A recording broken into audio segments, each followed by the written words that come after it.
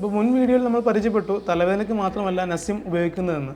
അപ്പോൾ നസ്യം എന്തൊക്കെ ടൈപ്പ് ഉണ്ട്? വിരേചനം, ബ്രഹ്മണം, ശമനം 3 തരത്തിൽ പറയപ്പെടുന്നു.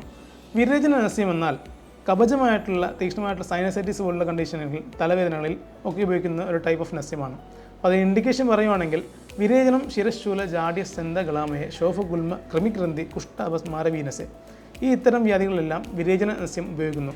കവചമായിട്ടുള്ള ശിരശൂലം, ജാഡ്യം ഒരു മന്നിപ്പ്, സ്യന്തം അഭിഷ്യന്തം കണ്ണിന് രോഗങ്ങൾ, ഗളാമയം ത്രോട്ട് ഇൻഫെക്ഷൻസ് അല്ലെങ്കിൽ ത്രോട്ടിൻ്റെ അസ്വസ്ഥതകൾ, ശോഫം എഡിമ, ഗുൽമ ക്രിമിഗ്രന്ഥി, കുഷ്ഠം എന്നാൽ സ്കിൻ ഡിസീസസ് എന്നേ അർത്ഥമുള്ളൂ.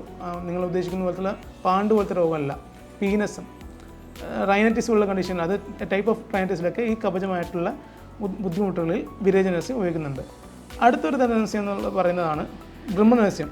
ബ്രഹ്മണം വാതജേ ശൂലേ സൂര്യാവർത്തെ സുരക്ഷയെ നാസാസ്യ ശോഷയെ വാക്സംഗെ കൃത്രബോധെ അപബാഹുകെ. ഹെഡേക്ക് ഒരു ഇൻഡിക്കേഷനാണ്.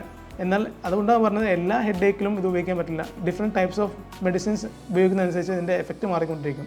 അപ്പോൾ ബ്രഹ്മണം വാതജേ ശൂലേ വാതികമായിട്ടുള്ള ഹെഡേക്കുകളിൽ, സൂര്യാവർത്തം പറയുന്ന പ്രത്യേകതരം ഹെഡേക്കിൽ, സുരക്ഷിയം ശബ്ദം ശോഷത്തിൽ, ഇതുപോലുള്ള കണ്ടീഷൻസ്, ആ ഇൻഡിക്കേഷൻ പറഞ്ഞിട്ടുള്ള കണ്ടീഷൻസിനാണ് ബ്രഹ്മണനസ്യം. നറിഷ്മെൻറ്റ് വേണ്ട അവസരങ്ങളിൽ ഉപയോഗിക്കുന്ന നസ്യമാണ് ബ്രഹ്മണനസ്യം. ഓക്കെ. ദെൻ ശമനനസ്യം, അത് അധികം ഹൈപ്പർ പിഗ്മെൻറ്റേഷൻ ടൈപ്പ് ഓഫ് ഡിസീസെല്ലാം ഉപയോഗിക്കുന്നുണ്ട്. ശമനം നീലിക വ്യംഗ കേശ ദോഷ അക്ഷി രാജശു, കൃത്യമായിട്ട് ഇൻഡിക്കേഷൻ അതിൻ്റെ പറയുന്നുണ്ട്. അപ്പോൾ നസ്യത്തിൻ്റെ ഉപയോഗിക്കുന്ന അളവിനും ടൈമിനും അതിൻ്റെ കണ്ടീഷൻ അനുസരിച്ച് ഇതിൻ്റെ ഉപയോഗം മാറും. അപ്പോൾ നസ്യം എന്നാൽ തലവേദനയ്ക്ക് മാത്രം ഉപയോഗിക്കുന്ന ഒരു മെഡിസിൻ അല്ല, ഒരു ട്രീറ്റ്മെൻ്റ് അല്ല.